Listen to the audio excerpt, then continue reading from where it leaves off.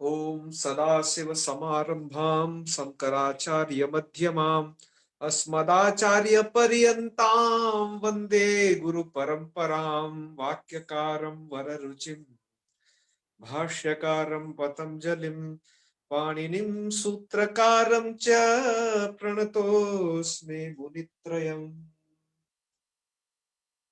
सर्वेभ्यो नमो नमः।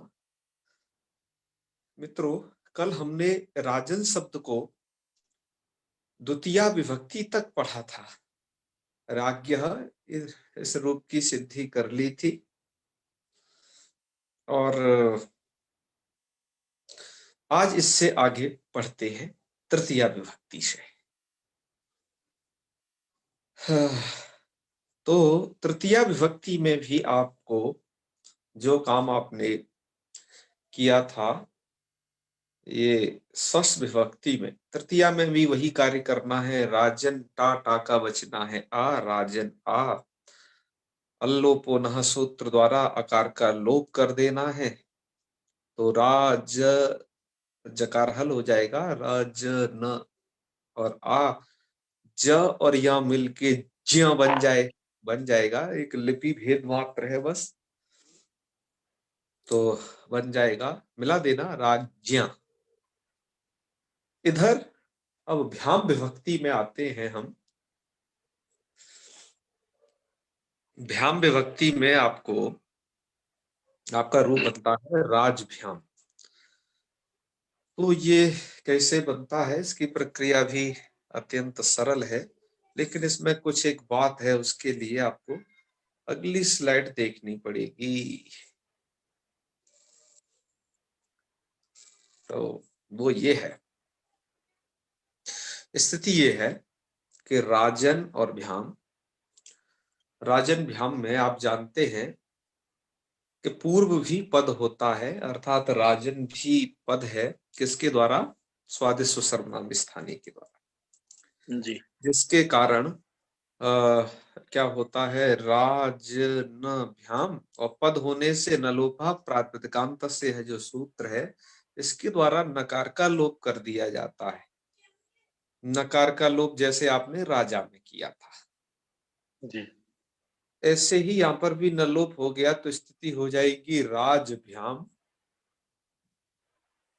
अब यहां पर नलोप हो चुका है, किंतु राजभ्याम यहां पर सुपी च सूत्र द्वारा ययादि सुप भ्याम के परे रहते अदंत अंग अर्थात राज, यहाँ उस आकार को, जकारोत्तरवर्ती आकार को दीर्घ होना चाहिए, जैसे रामाभ्याम बनता है? जी। इसकी तरह सुपीच से दीर्घ होना चाहिए। सुपीच सूत्र से दीर्घ क्यों नहीं हो पाता है, उसका कारण यह है कि आपका नलोपः प्रातिपदिकान्तस्य यह सूत्र त्रिपादियों में पढ़ा गया है, 8-2-7 का है, और सुपीच पढ़ा गया है 7-3-102। तो पूर्वत्रा सिद्धम का जो नियम है वो ये कहता है कि सवा सात अर्थाध्याय की दृष्टि में, अर्थात सपादी सूत्रों की दृष्टि में जो त्रिपादी हैं वो असिद्ध हो जाते हैं।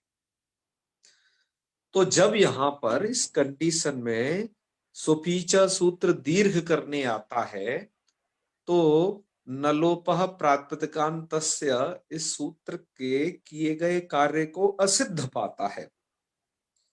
तो नलोपः प्रातिपदिकान्तस्य सूत्र द्वारा नलोप किया गया है, यह उसे असिद्ध दिखता है, इसका कार्य असिद्ध दिखता है। कहने का मतलब है सुपीचा को वहां न दिखाई देता है,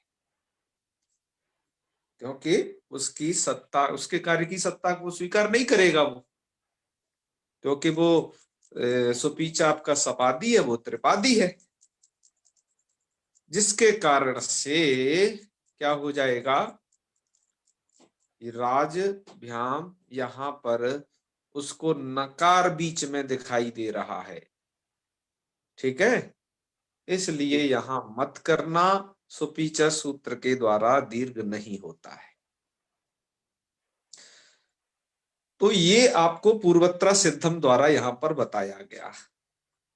लेकिन वैसा ही काम करने वाला एक सूत्र और इधर दे दिया, न लोपः सुप स्वर संज्ञा तुक विधिषु कृति। ये सूत्र और दिया। सूत्र का क्या अर्थ है कि सुप विधौ, है ना, यह जो वृत्ति में सुप स्वर संज्ञा तुक विधिषु इतना जो दिया है कृति जी है, इतने का ही ये व्याख्यान है। ये जो आप देख रहे हैं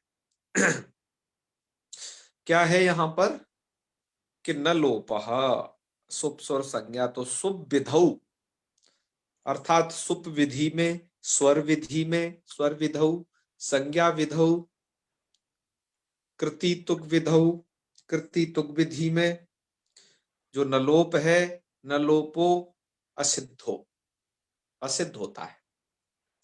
ठीक है, तो नलोप कहां कहां असिद्ध होता है तो वो सुन लीजिएगा। सुप विधि में, स्वर विधि में, संज्ञा विधि में, कृति और तुक विधि में नलोप असिद्ध होता है। करे नलोप की असिद्धता आप नलोपा सुप सुर संज्ञा तुक विधि से कृति से क्यों बता रहे हैं? हम जी तो असिद्धता पूर्वत्रा सिद्धम द्वारा जान लिए ना जी कि वो नलोप असिद्ध है, पूर्वत्रा सिद्धम द्वारा ज्ञान हो गया है। तो इस प्रकार से क्या हुआ, पूर्वत्रा सिद्धम से ही यह सिद्ध है ना। जी क्योंकि जो सुप विधि है वो 7.25 अध्याय की है, चाहे स्वर विधि हो वो भी 7.25 अध्याय के अंतर्गत है, संज्ञा विधि 7.25 अध्याय के अंतर्गत, कृति तुक विधि 7.25 अध्याय के अंतर्गत। तो ये सब जो विधियां हैं ये तो सापादिक विधियां हैं।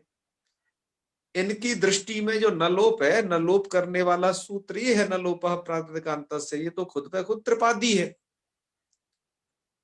तो इसकी असिद्धता तो पूर्वत्रा सिद्धम द्वारा ही ज्ञात हो जाएगी। तो नलोपः सुप्सुर संज्ञा तुक विधिषु कृति, यह सूत्र काहे बना रहे हो? तो कहते हैं सिद्धे सती आरभ्यमाणो विधि नियमाय कल्पते। हमने आपको रात सस्य पर पढ़ा दिया है कि जब कोई विधि सिद्ध होती है और फिर भी उसका आरंभ यदि कर दिया जाए तो ऐसी विधि नियम बना देती है। तो यहां पर क्या है कि नलोप अर्थात नलोपः प्रातिपदिकांत तस्य सूत्र की जो असिद्धता है वो सुपीचा की दृष्टि में पूर्वत्रा सिद्धम द्वारा सिद्ध है। तो नलोपः सुप्सुर संज्ञा तुक विधिषु कृति ये नियम बनाएगा, नियम बनाएगा, सार्वत्रिक नियम बनाएगा। वो नियम क्या बनाएगा कि नलोप कहां कहां असिद्ध हो वो गिनवा देगा। इतनी ही जगह नलोप को असिद्ध समझना। ठीक है, इन विधियों से अन्यत्र, ये जो 4 विधि आपको इधर दिखाई दे रही है, इन 4 विधियों से अन्यत्र न लोप को असिद्ध मत समझना। जी ठीक है, जी इस सूत्र को ध्यान से समझिए आप लोग। इस सूत्र की हम क्यों अलग से इस तरीके से व्याख्या प्रस्तुत कर रहे हैं आप लोगों के सम्मुख, उसका कारण ही यही है कि यह सूत्र बहुत आगे तक मार करता है। न लोप की असिद्धता इस पर निर्भर है, कहाँ होना है कहाँ नहीं होना है? जी अच्छा, न लोप की असिद्धता जानना क्यों जरूरी है कि ये नहीं समझोगे ना तो आप राजभ्याम यहां पर भी दीर्घ करने की गलती कर दोगे, राजाभ्याम ऐसे रूप बनाने लगोगे। जी इसलिए इसको समझना भी बहुत आवश्यक है। तो आइए, आपको शायद कुछ कुछ बातें दिमाग में घुसी होंगी इतने में से। तो अब हमें क्या करना है, यहां पर जो असिद्धता बतलानी है वो नलोपः सुप्तर संज्ञा तुक विधिषु कृति इसके द्वारा बतलानी। आपको जो अवतरण कहा वो हमने शंका समाधान किया, वो पूर्वोत्तरा सिद्धम को लेकर के किया था, है ना, क्योंकि ये समझाने के लिए कि जब कोई कार्य किसी दूसरे के द्वारा सिद्ध है तो ये सूत्र क्या है, नियम करेगा। ये इस कितना समझाने के उसको कहा। चलो, वैसे कार्य तो विधि सूत्र ही करते हैं, नियम सूत्र तो नियम बनाता है, और जान लेना। चलो आगे चलते हैं। तो अच्छा, इन चारों विधियों में से यहां कौन सी विधि है जहां पर ये हमें देखना है? ठीक है, जी, तो आइए चेक करते हैं एक एक करके। अब सबसे पहले तो सूत्र का अर्थ समझ लिया जाए, अर्थ क्या है, फिर हम इसको इधर चेक करेंगे। जैसे सुविधौ, सो एक एक ऐसे करके लगा देना, एक एक का अन्वय, कि सुप विधौ न लोपः असिद्धो, न है सुप विधौ न लोपः सिद्ध, स्वर विधौ न लोपः सिद्ध, संज्ञा विधौ न लोपः सिद्ध, और कृति तुक विधौ न लोपः सिद्ध। ऐसे करके सूत्र का अर्थ समझना। जी, सुप विधौ का मतलब क्या है? सुप विधौ का मतलब होता है सुप परे, सुपह, है ना, सुपह विधौ इति सुप विधौ, ऐसा समास करते हैं कुछ। यहां पर क्या है, षष्ठी समास किया, और उसके दो प्रकार से उस संबंध, षष्ठी का अर्थ होता है संबंध, उसका दो तरीके से अर्थ किया। सबसे पहला तरीका है सुप परे विधि, सुप के परे रहते विधि करनी हो तो नलोप असिद्ध हो जाएगा। सुप विधि के देखो अर्थ समझना ध्यान से। और सुप स्थाने विधि, सुप के स्थान, स्थान पर यदि कोई विधि अर्थात कार्य करना हो तो नलोप असिद्ध हो जाएगा। हम इन दोनों के उदाहरण अभी जस्ट आपको देने वाले हैं, चिंता न करें। इस सुप विधि को परिष्कृत भाषा में भी ग्रंथों में मिलता है। जो लोग, जिन लोगों को न्याय शास्त्र के संस्कार हैं, वो इसे ऐसे भी समझ सकते हैं सुप विधि को। हमने इसको ऐसा इसलिए लिखा कि जिनमें न्याय शास्त्र के संस्कार नहीं हो तो वो ऐसे समझ लेंगे जैसा स्लाइड में लिखा हुआ है। और बाकी वो लोग ऐसे समझें कि सुप विधि में क्या है कि सुप्त्व और तद व्याप्य धर्मावच्छिन्नोद्देश्यता को विधि सुप विधि। यह उन लोगों के लिए जो न्याय शास्त्र के संस्कार को समझते हैं कि सुप्त और तदव्याप्य धर्मावच्छिन्नोद्देश्यता की जो विधि होगी वो सुप विधि होगी। खैर, आप इसे इसे समझ लें जो यहां लिखा है कि सुप विधि का मतलब होता है सुप के परे रहते। सुप विधि के दो अर्थ कर लीजिए आप सुविधा के अनुसार। वहां पर तो हमने उद्देश्यता विधि ऐसा कर दिया था, या तो सुप परे विधि, सुप के परे रहते विधि करनी हो। हमें तो यहां पर यही करना है कि भ्याम है सुप, इस भ्याम सुप के परे रहते हमें सुपीचा सूत्र द्वारा यहां क्या करना है, इस जगह दीर्घ करना है। तो सुपीचा जो विधि है ये हो गई सुप विधि, सुपीचा से होने वाली जो दीर्घ विधि। कहने का मतलब सुपीचा, सुपीचा जिसे आ बना सकता है वो विधि, दीर्घ विधि, वो क्या है, सुप विधि। तो पहला क्लियर हो गया ना, सुप परे रहते विधि करनी हो ये। जी, इसका उदाहरण है राजभ्याम, जहां पर सुपीचा सुप के परे रहते दीर्घ विधि करना चाहता है। और सुप स्थाने विधि का दूसरा उदाहरण जस्ट आगे मूल में ही है, राजभी। राजभी में क्या स्थिति है कि राजन रहता है और भिस रहता है। ठीक है, जी, यहां पर क्या है, नलोपः प्रातिपदिकांत तस्य सूत्र द्वारा जब नकार का लोप हो जाएगा तो राजभिस ये स्थिति रहेगी। अब यहां क्या करना है ऐसी स्थिति होने पर, यहां पर भी अतो भिस ऐस लग सकता है, क्योंकि अदंत अंग से परे भिस को ऐस, ये सूत्र का अर्थ है। याद कर जी, लेना राम वाले सब। जी, जी, तो अदंत अंग उसे दिख जा रहा है, राज जकार में अकार, जी, उससे परे वो भिस को ऐस कर सकता है। जी, तो क्या भिस को ऐस कर दिया जाए? नहीं। ये कैसी विधि है? सुप स्थाने विधि। सुप स्थाने विधि अर्थात भिस के स्थान में ऐस होना। जी, तो अतो भिस ऐस कैसी विधि है? ये दूसरे टाइप की प्रस्थान विधि। सुप स्थाने विधि। तो सुप विधौ का मतलब है सुप्त्व और तद व्याप्य धर्मो, सुप्त्व और तद व्याप्य धर्मावच्छिन्नोद्देश्यता विधि जो होंगी वो सुप विधि कहलाएंगी। उन कहीं पर, उन जगह कहीं पर भी क्या होता है, न लोपः, उन सब जगह न लोप असिद्ध हो जाता है, ये कहो। जी तो न लोप असिद्ध हो जाएगा, तो न लोप यहां पर भी राज भी में भी असिद्ध हो जाएगा।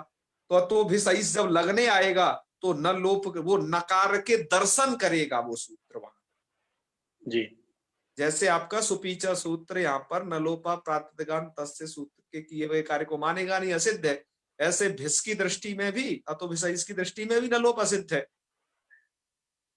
वो वहां किसको देखेगा? नकार के दर्शन करेगा, तो फिर नकार देखेगा, अदंतंग उसे मिलेगा नहीं। जी मिलेगा नहीं तो क्या हो जाएगा? ना तो भिस को ऐस होना है और ना ही दीर्घ होना है। यहाँ पर दीर्घ होना है। ये दोनों ही विधियां नहीं। इन दोनों विधियों के उदाहरण हमने यहाँ पर आपको अच्छे तरीके से प्रस्तुत किए। इसलिए देखो, सुपीचा के आगे कट का निशान लगा दिया है कि क्यों नहीं लग पाता, इसका कारण समझ आ दिया। ठीक है। जी भिस वाला सब कुछ मूल में लिखा ही है। ठीक है, आगे बढ़ते हैं। ये स्वर विधौ क्या है? स्वर विधि में भी न लोप असिद्ध होता है, ये हम अभी बताएंगे नहीं। ये जब आप यदि वैयाकरण सिद्धांत कौमुदी कभी हमसे पढ़े तो आपको बता देंगे, क्योंकि स्वर प्रकरण वैयाकरण सिद्धांत कौमुदी में है, लघु सिद्धांत कौमुदी में नहीं।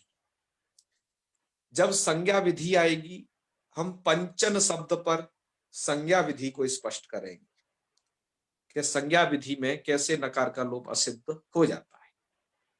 ठीक है। जी कहा कि कृति तुक विधि को भी जहां ये आएगी यथा स्थान, हम उस प्रकरण में इसको स्पष्ट करेंगे। है, जी अभी हम यहां नहीं उन सबको कहना चाहते, क्योंकि अनावश्यक विस्तार होगा और आप शायद उतने अच्छे तरीके से न समझ पाएंगे। जी अतः इन तीन चीजों का वर्णन हम नहीं कर रहे। आगे बढ़ते हैं। सूत्र के सुप विधौ अंश का केवल हमने व्याख्यान किया। चलो आगे सब आएंगे, हम फिर आपको बताते रहेंगे, चिंता नहीं करना है, सूत्र का अर्थ स्मरण रखना। जी तो अब न लोप इन जगह सिद्ध होता है। अब ये सूत्र तो नियम सूत्र है ना, जी तो इसलिए नियम में क्या जुड़ा है? नान्यत्र। ये नियम कर दिया कि असिद्ध हो तो इन जगह ही हो, अन्यत्र सिद्ध ना हो। जी तो सिद्ध होने पर जो विधि आरंभ की जाती है वो नियमार्थ हो जाती है। का नियम का फल बताओ। आपने नियम तो कर दिया कि शुभ विधौ संज्ञा विधौ स्वर विधौ संज्ञा विधौ कृति तुक विधौ च न लोपा सिद्ध, नियम कर दिया। क्या फल बताओ? तो नान्यत्र, अन्यत्र दीर्घ, अन्यत्र जो है अब नलोप असिद्ध नहीं होगा।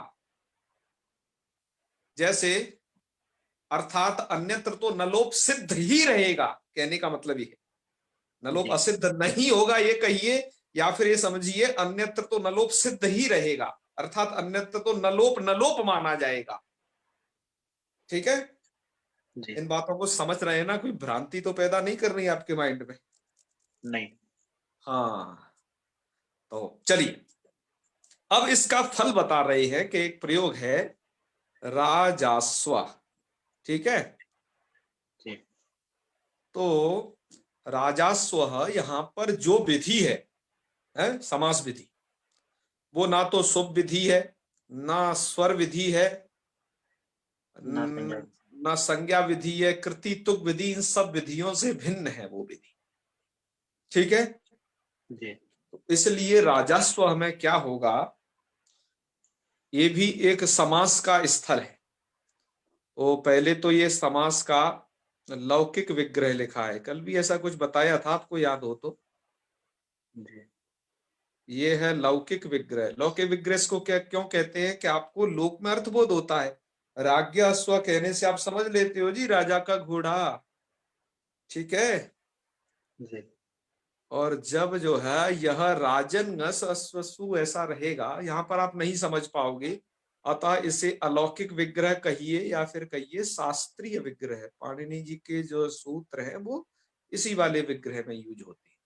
चलो ये सब क्यों बताना है, थोड़ा सा एक कार्य है यहाँ पर इसलिए बता रहे हैं, नहीं तो हम इसको समास में आपको बताएंगे ही, समझाएंगे ही। तो राजन गसु ऐसा कर लिया, षष्ठी सूत्र है पाणिनि जी का, उससे समास कर लेना। समास कर लेने के बाद क्या होता है, उसकी समासत्वात् प्रातिपदिक संज्ञा हो जाएगी, और राजन गस अस्वसु यह जो समुदाय है इतना, इसकी प्रातिपदिक संज्ञा हो जाएगी, और प्रातिपदिक संज्ञा होने के बाद सुपो धातु प्रातिपदिक सूत्र द्वारा विभक्तियों का लुक हो जाएगा। विभक्ति लुक हो जाएंगी तो स्थिति बचेगी राजन और अश्व, मतलब किस किस किस का लोक लोक मतलब लोप हो गया, तो ngस चला गया बेचारा और सु चला गया, अब राजन और अश्व बचा।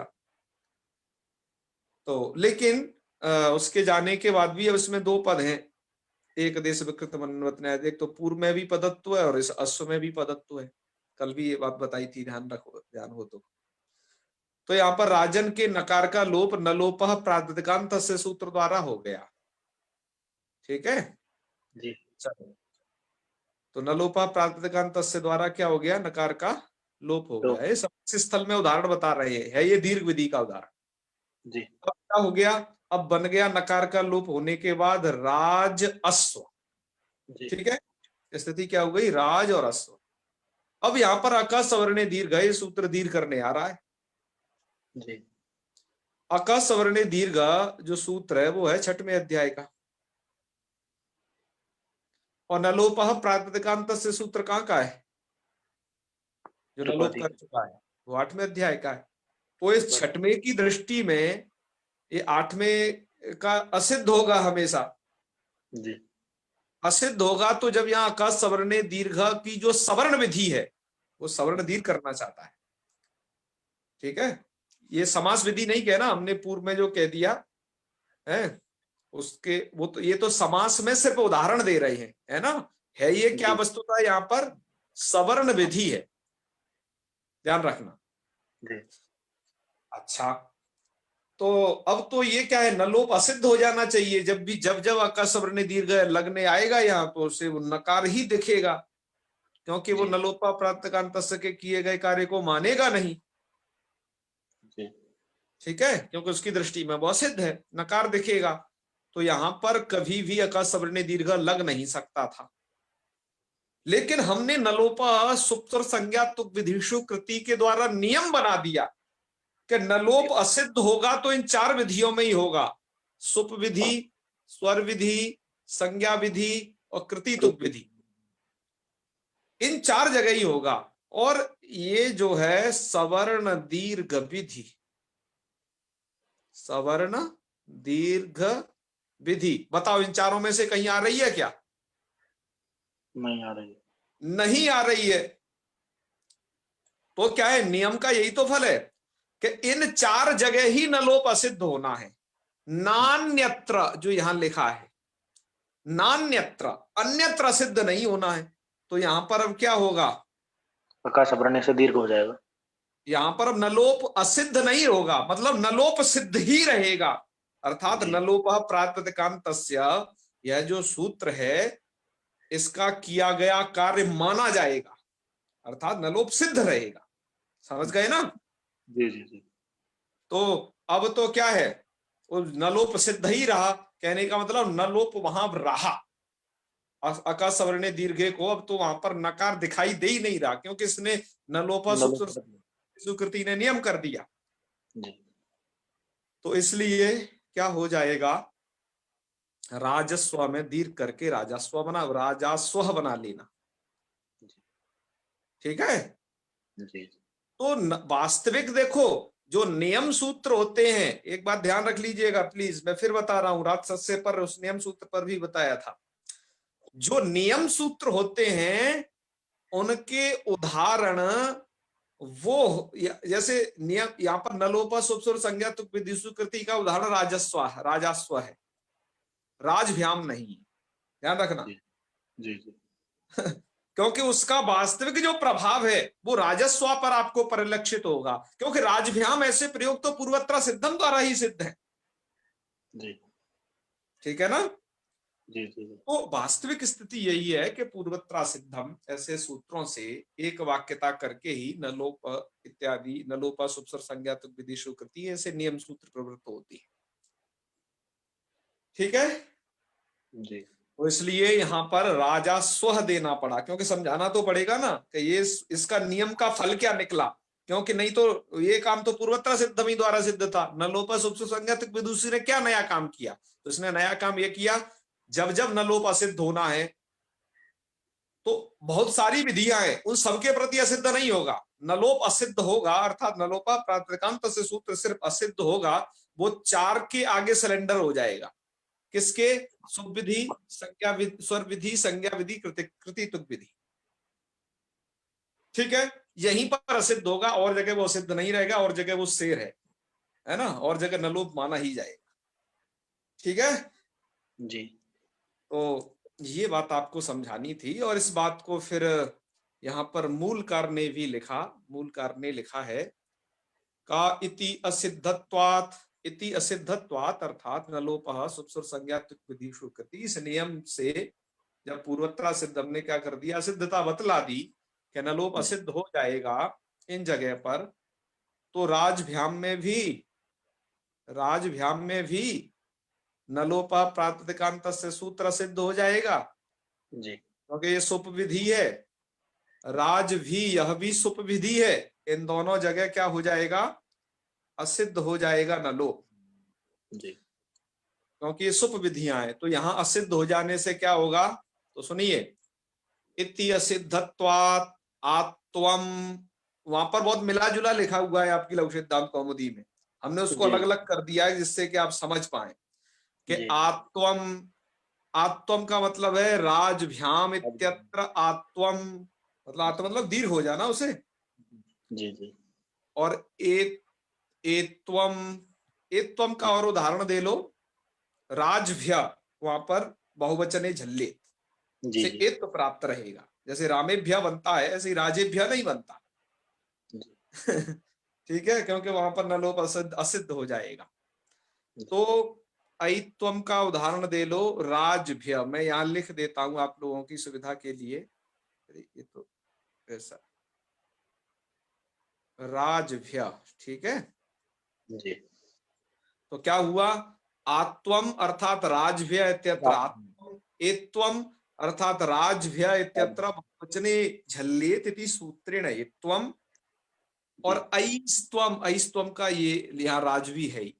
राज और भी है। राजवी इत्यत्र ऐस्त्वम, जी च न, च न मतलब ये नहीं होता है, क्योंकि नलोप असिद्ध है। नकार दिखाई देने लग जाएगा जब जब ये सूत्र लगने आएंगे, बहुवचने झल्लेत लगने आएगा, या फिर तो बेसईस लगने आएगा, या सुपीच लगने आएगा, या दंत अंको निमित्त मान करके लगते हैं। जी तो नलोप बीच में अड़ंगा डाल देगा, फिर कोई विधिया नहीं हो पाएंगे, असिद्ध हो जाएगा। क्योंकि ये सुप विधि है जितनी भी है, तो ये काम नहीं होते। समझ गए ना? जी बात आई ना समझ में सभी मूल की? आ गई। इतने रूप आप बना लेना, और राजवी तक। और नी विभक्ति में थोड़ा ध्यान रखना, रागी और राजनी, यहां जी पर अल्लोपो न, जैसे दधनी और दधनी, आप वहां पर दो रूप बनाए थे आपने दधी शब्द के, विभाषा के विषयों से। भाषा निस्यो से अन के आकार का लोप विकल्प होता है। ये मैंने आपको बताया था ना, अल्लोपोना का छोटा भाई है विभाषा निस्यो, एक जगह लगता है, जी नी और सी के परे रहते।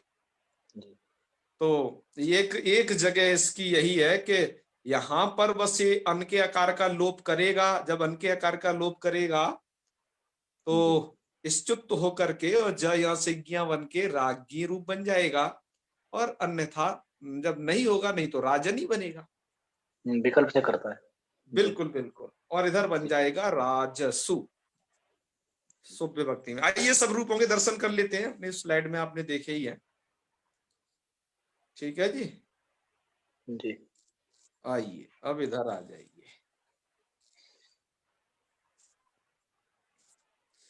हाँ, अब देखिए ध्यान से, राजा, अब सबको एक बार बोल लेते हैं, ठीक है। राजा, यहाँ पर क्या काम हुआ है कि ये वाला जो कलर है ये किसका द्योतक है? नलोप उपदा का। नलोप का। नलोप का ग्रीन वाला, देखो अपने आप थोड़ा ये पजल बैठाया करो, आपके लिए हम पजल छोड़ देते हैं, है ना। जी और जो इसको ग्रीन किया है, ग्रीन वाला द्योतक है उपधा दीर्घ का। जी तो उपधा दीर्घ आप समझ ही गए होंगे कहाँ कहाँ होता है ये। जहां जहां ग्रीन है वहां उपधा उपधा दीर्घ हुआ है, अर्थात सर्वनाम विस्तार चा संबुद्ध हुए, है ना। अब इतना तो भाई सूत्र उत्र तो याद रखना है। जी अब उनके कार्यों को थोड़ा थोड़ा बताया जाया करेगा, और तो आप तैयार रहना। राजा राजानु राजानः, हे राजन। तो यहाँ पर इसको राजा को ग्रीन भी इसलिए कर दिया क्योंकि इसमें दो चीज है, इसमें उपधा को दीर्घ भी है और नकार का लोप भी है, जी तो उसको दो कलरों में किया है, ठीक है। उसके फॉन्ट को अलग और बैकग्राउंड को अलग। हे राजन में क्या है, नंगी संबुद्ध्यो हो, ये जो जी सूत्र है ना, इसके द्वारा नकार का लोप नहीं हुआ का है। निषेध कर दिया जाता है कि नस्य लोपो न, मतलब नकार का लोप नहीं होगा ngौ और संबुद्ध नी और संबुद्धि में, तो ये संबुद्धि है, तो इसलिए उसे ऐसा कलर दिया गया है। चलो, राजाना राजानऊ, हे राजानऊ, राजा हे राजाना। चलो द्वितीय में आ जाइए। राजानम राजानऊ राज्य, यहाँ पर एक पीत कलर किसका द्योतक है, अल्लोपो नह सूत्र के अन के आकार के लोप का। सब नीचे लिखा हुआ है, देखते रहना आप, है ना। जी जी हम इसको इस दृष्टि से बनाते हैं कि आपको वो सूत्र भी स्मरण रहे कि यहाँ क्या क्या हो रहा है, नहीं तो आप केवल रूपों को रट जाओगे तो भूल जाओगे। इस दृष्टि से रटोगे तो आपको बहुत मतलब मैं समझता हूं कि बहुत काल तक याद रहने वाला है,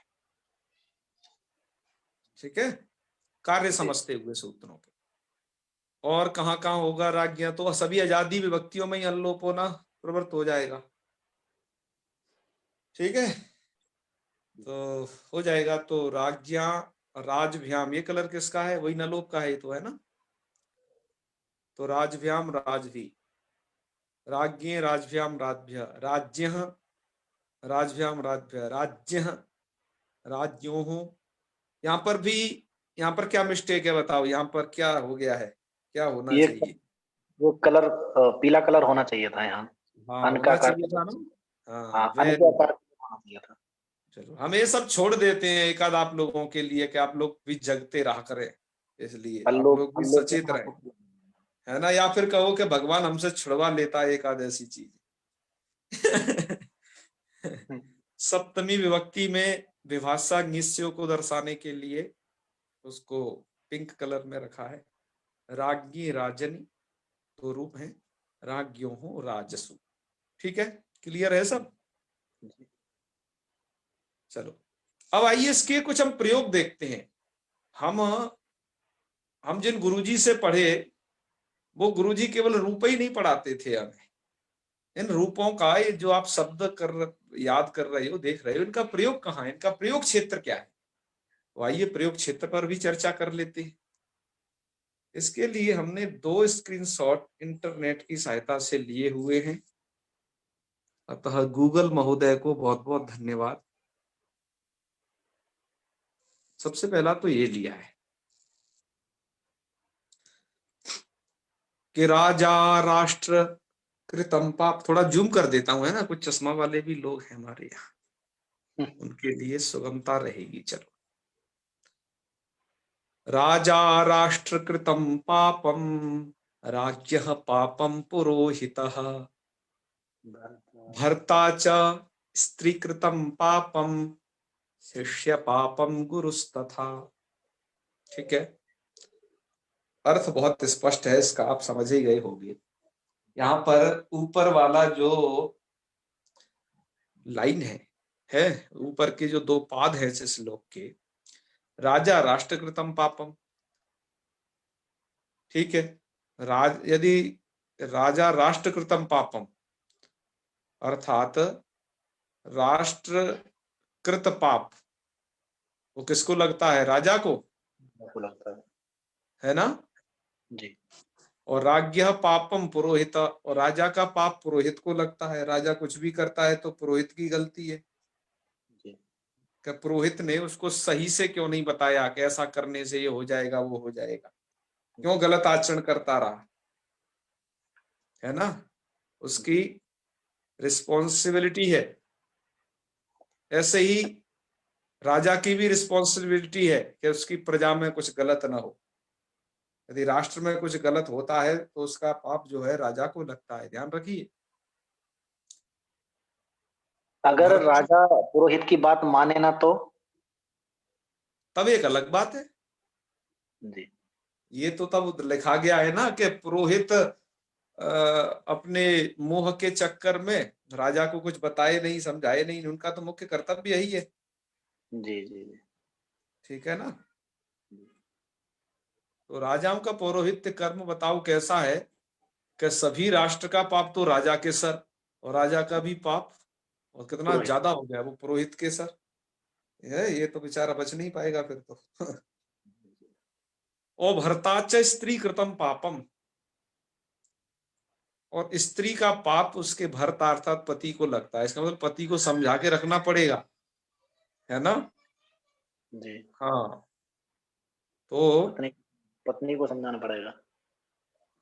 है, पत्नी को पति समझाएगा ना। हाँ हाँ।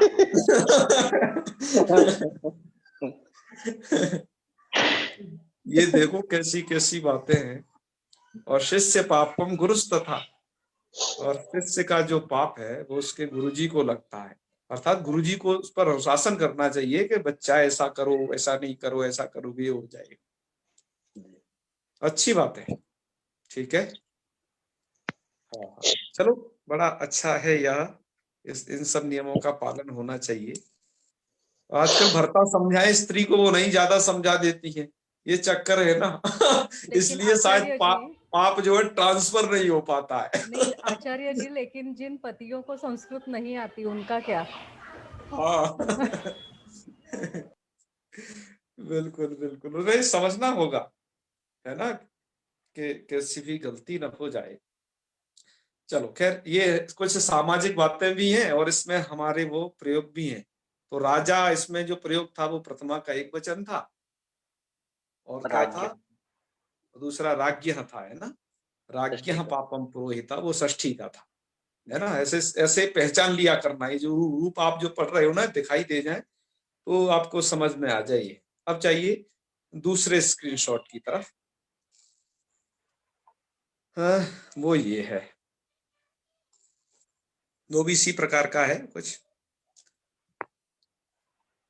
कि राज्ञी राज्ञी धर्मिणी धर्मिष्ठा, पापे पापा समे समाः,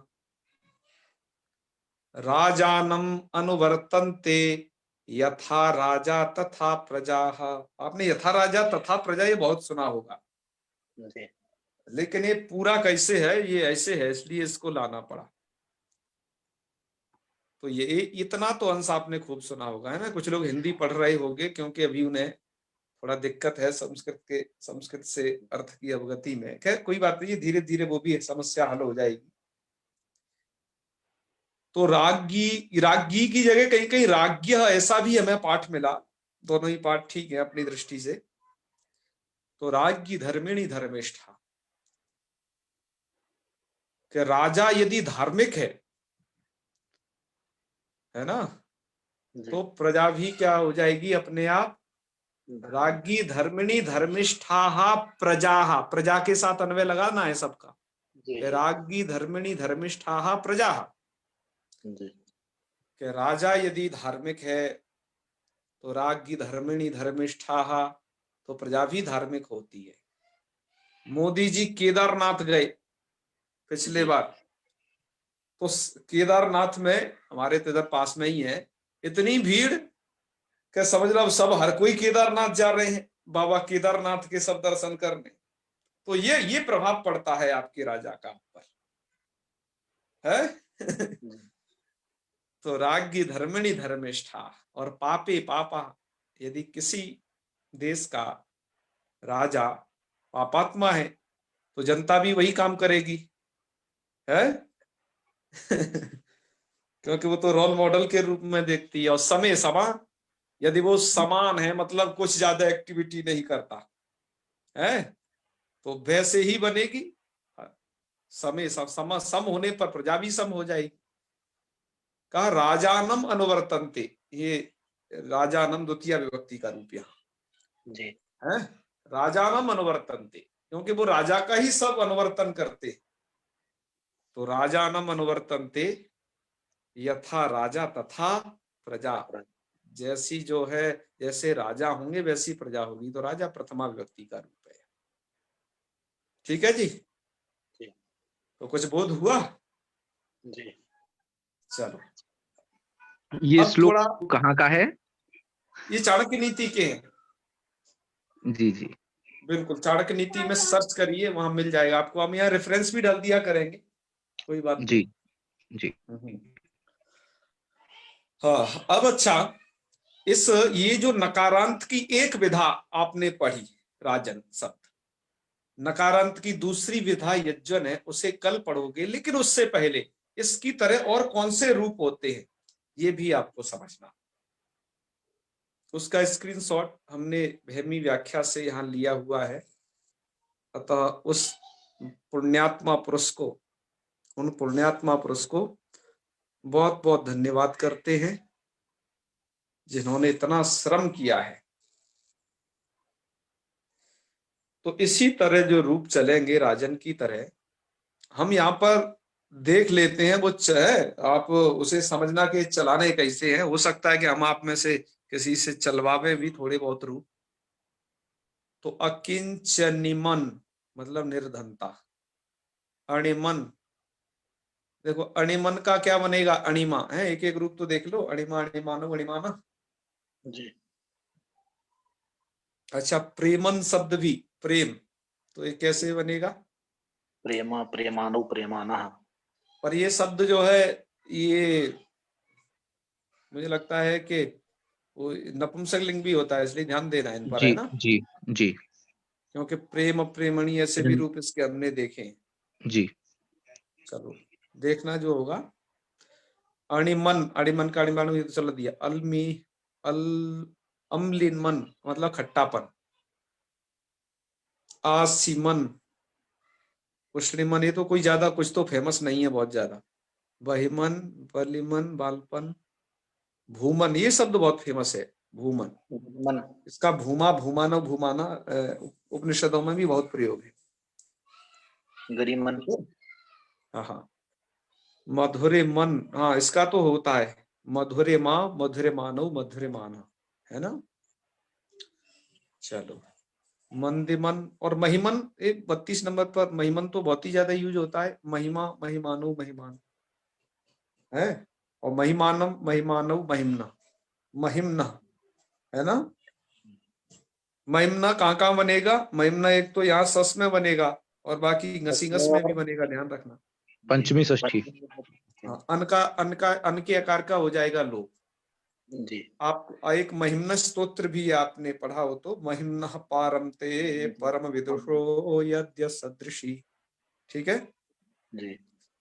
तो वहां पर ये है, काफी फेमस शब्द है। इसके सप्तमी में दो रूप बनेंगे, महिमनी, एक तो महिमनी। बनेगा, एक महिमनी बनेगा। ये विशेष है, इसे ध्यान देना। लोग सप्तमी विभक्ति के रूप को प्रायः पूछ दिया करते हैं, हमसे भी एक जगह पूछ लिया था।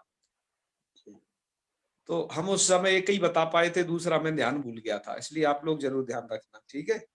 जी। हाँ, चलो, फिर है मुंह के मन, ठीक है, ये तो ठीक है, कोई बात नहीं। और क्या क्या है आगे देखते हैं। अच्छा, ये गरिमन, ये जो है गरिमा बनेगा इससे। जी। गरिमन है तो गरिमा बन जाएगा, ठीक है। जी। तो ये गरिमन शब्द जब उसका गरिमा शब्द यूज होता है तो आप लोग समझते हो अरे स्त्रीलिंग है। स्त्रीलिंग नहीं है, वो शब्द क्या है? पुल्लिंग है, ठीक है ना। जी। क्या बोलेंगे कि आचार्याणाम अयम गरिमा विद्यते। जी। अयम गरिमा ऐसा प्रयोग करना है, इयम धोखे से भी मत कर देना। जी। लोग ऐसे ही महिमन के साथ अन्याय कर देते हैं, महिमन गरिमन के साथ, तो उसे स्त्रीलिंग में यूज करके समझ जाते हैं, क्योंकि उनको तो आ बाद में दिखाई देता है बस। जी। जी। तो बाद में उसे आ लगा दिखाई देने से वो समझते हैं जैसे अजा, एडका, चटका, राधा, लता, ये जैसे स्त्रीलिंग है। हिंदी में ऐसे ही, स्त्रीलिंग में प्रयोग करते हैं इसलिए। हाँ, ऐसे ही गरिमा, लघिमा, महिमा, इनका ऐसे नहीं करना है आपका प्रयोग। इसलिए हम ये पूरी रूपावली आपको दिखा रहे हैं ढंग से कि आप कहीं पर कोई कमी न रह जाए, ठीक है। जी। आपका वैदुष्य दिग्दिगंत चमके। चलो, जैसे लघिमन भी यहां दे दिया, इसका लघिमा बनेगा। लो हिमन दृढ़ दृढ़िमा तनिमन तनिमा, तो इनके रूप ऐसे ही चला लेना जी। इसमें से आप किसी भी एक शब्द को छांट करके रूप लिख करके भेज देना जिसके आपको मन लग जाए। तो कई वाला मुझे बस लिख करके भेजना है, रूप है ना, मैं आपको ज्यादा काम नहीं दूंगा क्योंकि आप बहुत व्यस्त रहते हैं, मुझे अच्छे से पता है। शुक्लिमन सुकिम शुक्लिमा, तो ठीक है। ऐसे इनके जिनके आगे जो है ये है, और कुछ चीज और रह गई लास्ट में लिखे रहे हैं कि अश्वत्थामन, उक्षन, तक्षण, वृषण और मूर्धन, इनके भी रूप ऐसे ही चलेंगे। तो मूर्धन के क्या चलते हैं? मूर्धा, मूर्धानो, मूर्धा, मूर्धा बनते हैं। क्या रूप बनाया आपने? पीछे पढ़ा है ऋतुषाणाम मूर्धा, तो मूर्धा कैसे बन गया? राजा, ऐसे ही मूर्धा, ठीक है।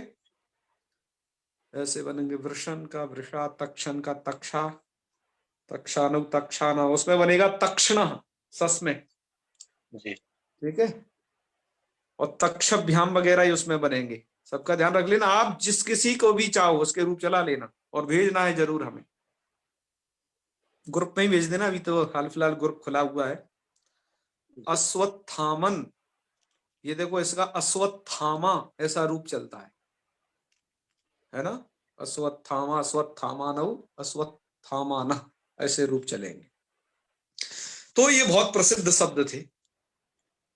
नकारांतों की एक वैरायटी है। अभी सभी नकारांतों को एक साथ चलाने की भूल न करना। अभी जो इतने बताए इतने पहले चला लेना, क्योंकि थोड़े से मैंने के बताया कि अभी वेरिएंट और बची है नकार में, उनको यथा समय हम पढ़ते रहेंगे। तो आज के लिए इतना बहुत है शायद, है? कल से कर लेते हैं। अब इससे आगे ज्यादा पढ़ना भी हानिकारक है, क्योंकि ध्यान भूल जाता है, समय भी नष्ट होता है। तो हम आराम से पढ़ते रहेंगे। आपके प्रश्न हो, प्रश्न कर सकते हैं। अमर अमर कुमार कुमार जी जी हाथ पूछ उठा रहे हैं। रहे हैं। जी महोदय, नमो नमः। हाँ जी, नमो नमः महोदय। जी महोदय, ये कह रहे थे कि उपछन और तक्षण का अर्थ क्या होता है? क्या कह रहे हो? तक्षण, उपछन और तक्षण का अर्थ महोदय हिंदी तक्षण में तो अर्थ। कहते हैं कारपेंटर को। अच्छा, और दूसरा क्या पूछे? क्या रिबुक्शन? उपछन जो जो लास्ट में था सर, उपछन। अच्छा, उक्षण। हाँ, जी, उक्षा शायद बैल को कहते हैं। एक बात फिर अच्छा भी आप हमारे से अलावा शब्दकोश से भी क्लियर कर लेना है। हमें जी जी कंफर्म इसका ध्यान नहीं है, तो पर हमें लगता है उक्षा बैल को कहते हैं। एक बार शब्द कल्पद्रुम में भी देख लेना, जी। आपके पास शायद वो ऐप होगा, पता चल जाएगा। ठीक है। अच्छा, क्या बोले सर? ऐप के सर नाम क्या बोले हैं? अच्छा, कोई बात नहीं, चिंता नहीं करो, हम तुम्हें ढूंढ के भेज देंगे। ऐसी बात है तो आपको समस्या नहीं होनी चाहिए बस, ठीक है। धन्यवाद महोदय। अब बाद में बता देंगे, जी, ठीक है, कोई बात नहीं ठीक। है। ओके हाँ, ओके, जी जी जी जी, ठीक। बिल्कुल। और शब्द के अर्थ विषयक जिज्ञासा हो तो कोश को भी जरूर देखना है, ठीक है। वहां पर जी और एकदम जी जी। कंफर्म पता चलता है। चलो, और कोई किसी को जिज्ञासा, कोई समस्या हो तो बताएं, ठीक है। तो करें यही समापन, है बसंती जी? करें? चलो ठीक है। आप लोग वीडियो खोल के बैठा करें। एक बात और लास्ट में कहनी है कि इस पाठ को जो जिस तरीके से सुनेगा उसको वैसा ही फल प्राप्त होगा। जैसे मैं आपको एक बाकायदा रूम बंद करके और कि कोई डिस्टर्ब ना करे मुझको, क्योंकि मैं डिस्टर्ब होगा तो आप लोग भी हो जाएंगे ना। और सभी चीजों को समाहित करके फोन ऑन जो और भी इस समय पर जो अड़चन आती है उनको दूर करके जैसे मैं आपको पढ़ाता हूं, है ना, उसी तरीके से आप भी पढ़ें। मैं आपको वीडियो खोल के पढ़ाता हूं, आप भी ऐसे ही पढ़ें। अन्यथा आप क्या करोगे कि बस मोबाइल सामने रख लोगे, अपना साथ साथ और काम भी निपटाते रहोगे। तो इस चक्कर में क्या होगा, आपको फल आधा मिलेगा। यदि आप बैठने की बजाय लेट के पढ़ोगे, है ना, तो 75% मिलने की थोड़ा संभावना है। तो ये चीजों का ध्यान रखना है। आप जितनी श्रद्धा भक्ति पूर्वक पढ़ेंगे उतना फल आपको ज्यादा प्राप्त होने वाला है। अब ऑनलाइन की व्यवस्था तो ऐसी हो गई ना, चलते फिरते घूमते करते, ऐसा कभी एक आध दिन कर लिया, बहुत विशेष परिस्थिति आ गई तो ठीक है ना। हम ये नहीं कहते कि आपके कोई कार्य बाधित हो, हम बिल्कुल नहीं चाहते, आपके सब कार्य हो समय पूर्वक हो, हम ये चाहते। लेकिन इस पाठ को मतलब समझ आप तभी पाओगे जिस तरीके से हम आपको पढ़ा रहे हैं, आप भी उसी तरीके से व्यवहार करें तो बहुत अच्छा रहेगा। ठीक है, मैं पता है आपको बैठ के नहीं कभी पढ़ाता हूं, क्योंकि जी। मैं भी बैठ के और लेट के पढ़ाने लग गया ना तो तुम तो जमीन में ही घुस जाओगे फिर। ठीक है, तो इसमें बहुत स्ट्रिक्ट रहना चाहिए, है ना। जी। हाँ तो खैर मैं ये नहीं कहूंगा कि आप खड़े होके या दौड़ के पढ़े, बस आप एक शांत चित्त होकर के ऐसे ही पढ़े। ठीक है, तो मैं बस वही लास्ट बात वही कि जिस तरीके से आप पढ़ेंगे उसी तरीके से फलावाप्ति आपको होगी। चलिए समापन करते, ठीक है। जी। ओम सर्वे भवन्तु सुखिनः, सर्वे सन्तु निरामयाः, सर्वे भद्राणि पश्यन्तु, मा कश्चित् दुःखभाग् भवेत्। ओम शांतिः शांतिः शांतिः। सर्वेभ्यो नमो नमः। शुभ रात्रि। नमो नमः। हर हर महादेव। नमो नमः।